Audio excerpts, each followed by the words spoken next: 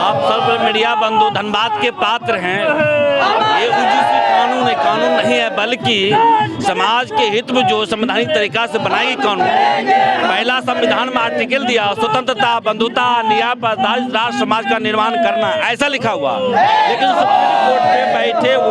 Supreme court में बैठे हुए जज हैं, ये तो संविधान की जानकारी नहीं है। पहले आर्टिकल पढ़ना चाहिए। वो संविधान है समता मूलक के लिए लिखा हुआ है, और एक जाति विशेष कर जानबूझकर निर्णय देना वो असंवैधानिक तरीका।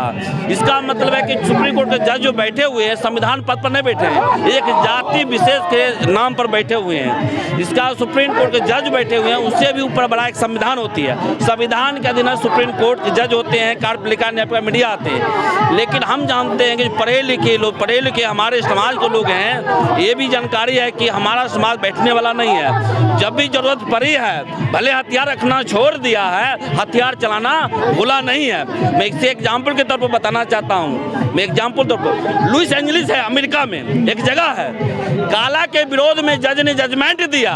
सारे काले लोग, मतलब वहाँ के सारे मूल निवासी लोग इकट्ठा होकर कुछ जज को घर घेर का आग लगाने का काम किया। कहीं वो भारत में ऐसा अवस्था ना आ जाए, इसलिए सुप्रीम कोर्ट एक संवैधानिक पोस्ट होती है, जज होते हैं, सोच समझ कर फैसला बहुजन समाज के हित में देना चाहिए। क्यों 85-90 की बात नहीं, बल्कि 50% की अधिकार की बात है। किसी अधिकार से वंचित करना एक गैर कानूनी तरीका है। जो कोर्ट का उल्लंघन करता है उसको कंटेम्प्ट ऑफ कोर्ट कहा जाता है। आप बैठे सुप्रीम कोर्ट के जज है, वो कोर्ट का खुद उल्लंघन कर रहा, उस पर क्यों न कंटेम्प्ट ऑफ कोर्ट होना चाहिए, महाभियोग क्यों न लागू होना चाहिए। इसका मतलब यह है कोई एक जाति की नहीं, एक विशेष जाति टारगेट बनकर जानबूझकर प्लानिंग के संयोजन करके इसमें बल्कि विपक्ष भी शामिल है।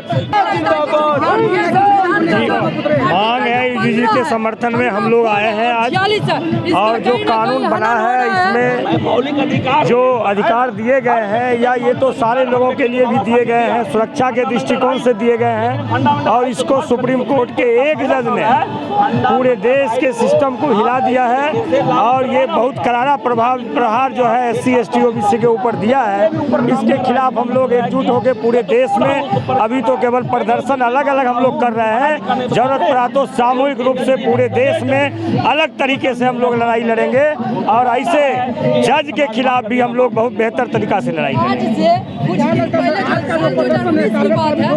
सबसे बड़ी चीज ये है, 7 जनवरी को सबसे बड़ी चीज ये है जो ये कानून संविधान संगत संसद में बनाए गए, और कोई भी कानून हमारे संसद में जब बनते हैं तो उनको इम्प्लीमेंटेशन की जरूरत पड़ती है, और वो सारा चीज जब तैयार है तो सुप्रीम कोर्ट विशेषाधिकार के तहत इसको रोका है, जो बहुत ही गलत है।